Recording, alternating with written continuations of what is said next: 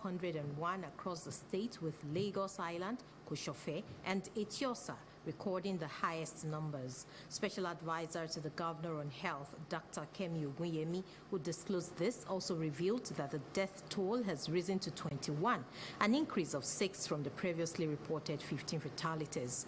According to her, the rise in cases was anticipated following the Eid al-Adha festival, during which large gatherings occurred. She, however, noted that suspected cases are subsiding across local government areas, particularly in previously affected local government areas, due to state government interventions and surveillance efforts. The special advisor noted that the Lagos state government, through the Ministry of Health and other sister agencies, is maintaining rigorous surveillance and monitoring of the situation and implementing planned programs and activities to curb the spread. Citizens are advised to seek medical attention immediately they experience symptoms such as diarrhea, vomiting, abdominal pains, and fever, as treatment for cholera is provided free of charge at all public health facilities. The Lagos State government has reiterated its commitment to improving its emergency responses infrastructure, ensuring better preparedness and resilience against future crises in the southwest. This comes up as delegates from Ekiti State paid a working visit to the Lagos State Emergency Management Agency to understudy Lagos' robust emergency response blueprint. We have details in Jamiu Shonubi's report. Delegation from Ekiti State is here on a significant visit to the Lagos State Emergency Management Agency, LASEMA. The Ekiti delegates were welcomed by Dr. Femi Okeosointolu, the Director General and Permanent Secretary of the agency, who provided an extensive overview of Lagos State emergency response strategies. The visit is part of a strategic initiative by Ekiti State to bolster its own emergency response systems by learning from Lagos' extensive experience and success in managing emergencies. LASEMA, which is coordinating all response centers in the state, we can see what government of Lagos State have put in place. We can see how effectively, emergency services have been managed, even from the center here. We have visited all the units. We have seen how emergencies responded to, where the calls go through, and how they inform people that are expected to respond immediately. It's clear that under the watch of Mr.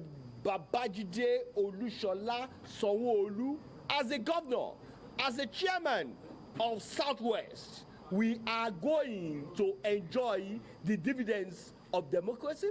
We are going to enjoy partnership in sharing ideas. The team then proceeded to Lagos State Fire Service and were impressed by the level of preparedness and the comprehensive nature of emergency response.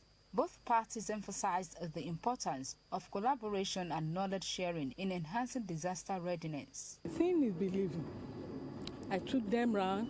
They were able to see what governor had put in place for in time of equipment, in time of infrastructure, in time of welfare, in time of training, and they are convinced that that is what is driving Lagos, and the Lagos lead while others follow.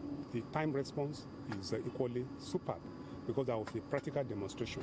The firemen, they were not aware of why the bell was wrong, but we could see all of them rushing out, running. Of course, we are going to recommend something on the provision of equipment and then welfare.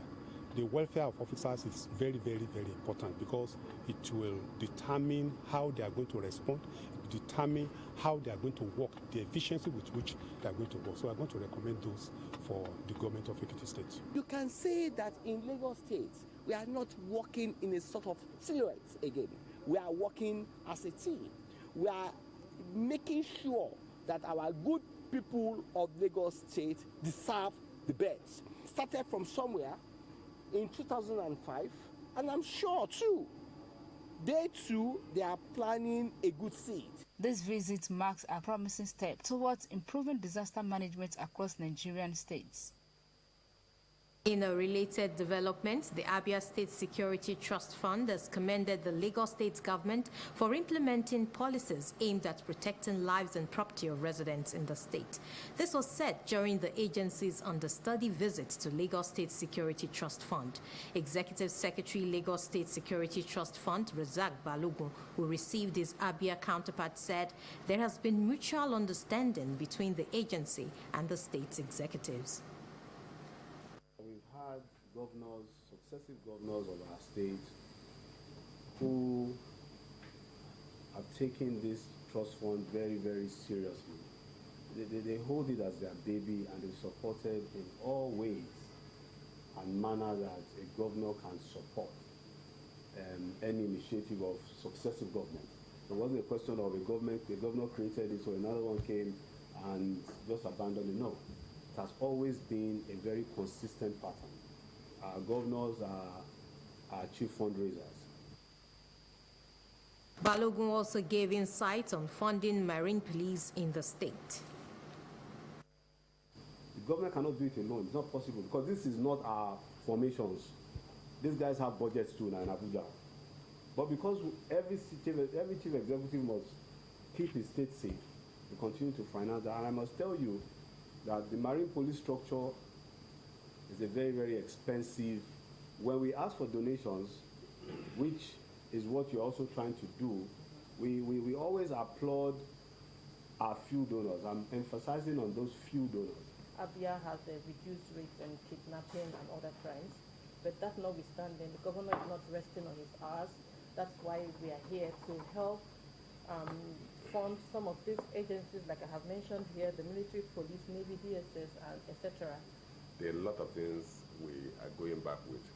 One, to look at the peculiarities of our own environment in comparison to your own environment. So we're going to tweak ours to align with our own peculiarities. We've learned from you, and we'll all have to sit down to say, look, what more can we do? How do we just put down our thinking boards and see how we can make things work? Recall that the Kogi State Security Trust Fund and Delta State Security Trust Fund have also visited Lagos State to also understudy the state security system. Lagos is indeed a pace setter.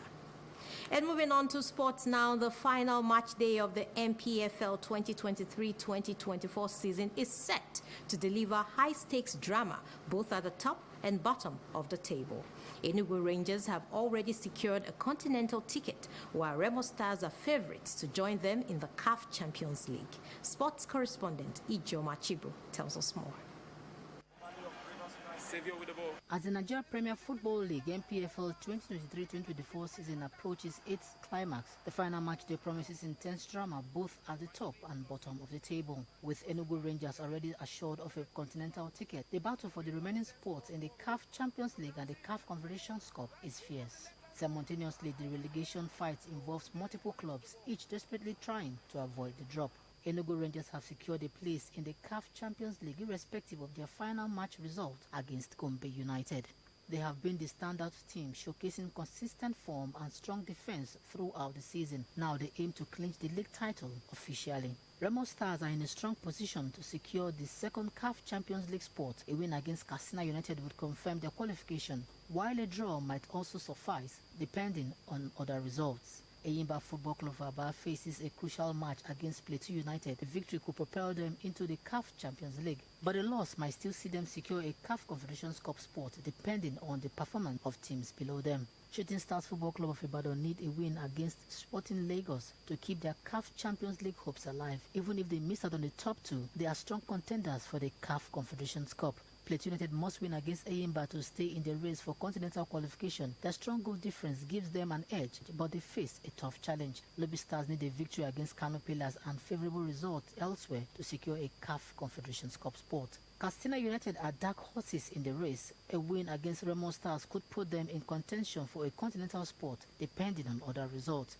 Gombe United are already relegated and have no hope of survival. Atlanta Football Club of Owerri is also relegated and cannot escape the drop zone. Doba United survival hangs on a victory against Abia Warriors and a favorable result from other matches. Their poor goal difference complicates their situation. Sporting Lagos needs at least a point against Shooting Stars to enhance their survival chances. A loss could see them relegated if other results go against them. Akwa United must win against Rivers United to secure the MPFL status. They have a slight edge due to their better goal difference compared to Sporting Lagos. Niger Tornadoes Football Club of Minna need a draw or a win to ensure safety. Their position is vulnerable due to goal difference, making their final match crucial. Kwara United must secure at least a point against relegation-threatened Heartland of Owerri to guarantee their survival.